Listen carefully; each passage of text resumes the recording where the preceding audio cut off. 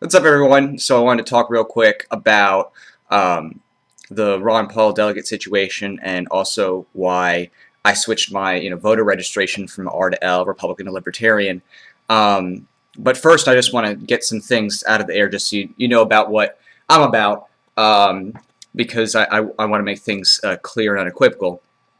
In my philosophy and in my virtue, I have been out of the Republican Party for a while. Um, because philosophically I'm a voluntarist slash anarcho-capitalist. I just don't believe in government intervention at all. Ultimately, I'd like to work toward as much liberty as possible, and the Republican establishment is looking for about as much government intervention as possible, spending wars, and even those tax cuts that that often rich people really want to make sure get passed are just temporary fixes. They're not permanent tax cuts. They're always going to sunset. And that's just something that a friend talked to me about who was working with the Reagan administration. They said, like, yeah, even then, it's never about permanent fixes. It's always just, playing the game. So why would I recommend switching to Libertarian? I recommend it just for the status of it, just for the numbers. To me, I am a use every means possible to advance liberty, except for, actual aggressive violence toward, innocent people, stuff like that. I am for voting to change things. I know a lot of people don't like that if you're a principled anarchist or, voluntarist or agorist, whatever. A lot of people don't like that. I say it's self-defense. They say, oh, you're helping feed the system. I say, as I think Lysander Spooner puts very well, you're in a battlefield. No matter what, someone's getting elected and they're going to try to take your property or make your life worse. I think it's a lot easier to advance liberty when you have people who are not looking to take your property or punish you for nonviolent crimes. That being said, I think that sending a message by breaking away, if you are currently registered Republican, does a good deal to alert others to the growth in the liberty movement. I think voting Libertarian lets people know that neoconservatism is dying and dead, and the only people who are left stringing to it are those who have rich parents or those who are sunk into the military-industrial complex. Because I mean, we have 100 years of history. We're coming up on 2013, which can be the 100th anniversary of the Federal Reserve. I think we have 100 years of history on our side that says Democrat or Republican, the state is growing. So they're not really changing anything. So I think that it does send an effective message. It does help to break down that party. And I think it draws the line in the sand. Between 8 years of Bush and now 4 years of Obama, I think the evidence is clear. Those administrations have radicalized liberty. They have pushed people toward, they've pushed conservatives toward libertarianism, libertarians toward voluntarism, and anarcho-capitalism. I mean, the academic sphere, if you look at Mises.org and just watch their development over the past 4 years, or anybody else, I mean, really, it's so bad, and we have such a good connection to mass media. We can see the lies as they're being spoken. We have direct evidence. People are waking up because the evidence is there.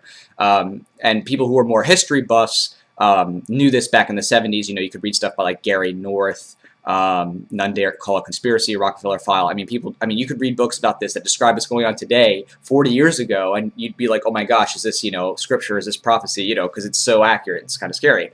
Or, you could read like, the Bilderberg Group book by Daniel Estlin. I mean, there's so many resources out there that are readily, corroborated. You could read news stories about it, that it's really hard to be intellectually honest and still say, oh yes, I can vote Republican still, or oh yes, I can still fix the Republican Party. You can't. It is deeply entrenched with people who love power. They will do anything for it. They, to them it's, a job or security or stability, and I think the lines have just been drawn very clear over the years, as as far as both economic liberty and civil liberty goes. And given that status, there's nothing left to do except political agorism.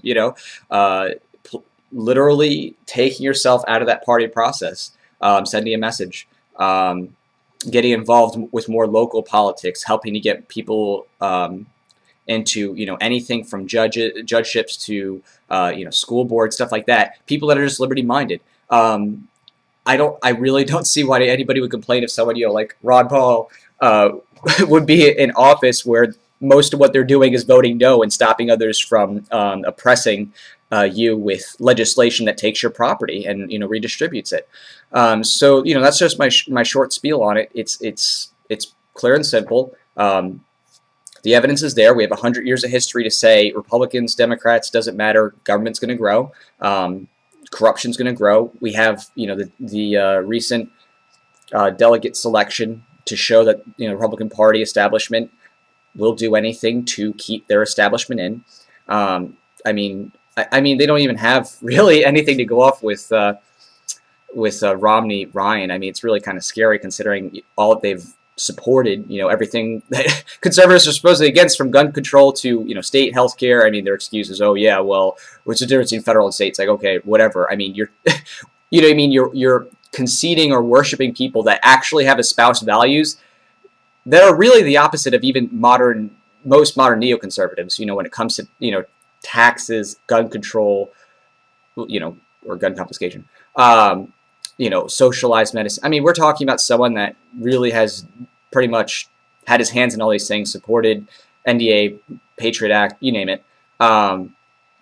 Really, what's there left to say? I mean, what's there left to say? You're supporting someone that really does look like Obama. I mean, Obama's done all these same things. Renewed the Patriot Act, kept Guantanamo Bay open, invaded Libya, gave out all the different monies for the different bailouts, TARP, and all that stuff. I mean, it just doesn't get any more obvious. You really have to have your head in the sand these days, or be new to this, I guess, research into how government operates, to ignore the evidence. I mean, it's just there. I mean, it's not even like, you know, reading someone's interpretation. I mean, it's just videos. You can watch videos of campaign promises all day, every day, and read stuff of people being hypocrites, you know. I mean, which is not a surprise for politicians because they're psychopathic liars typically.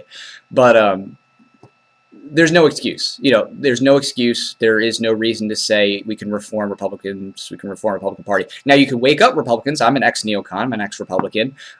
It took a long time of researching to move from Republican to paleoconservative to libertarian to voluntarist, you know, anarcho-capitalist voluntarist. It took several years, but I did it. Researched, took some, you know, different types of arguments and thoughts and things like that.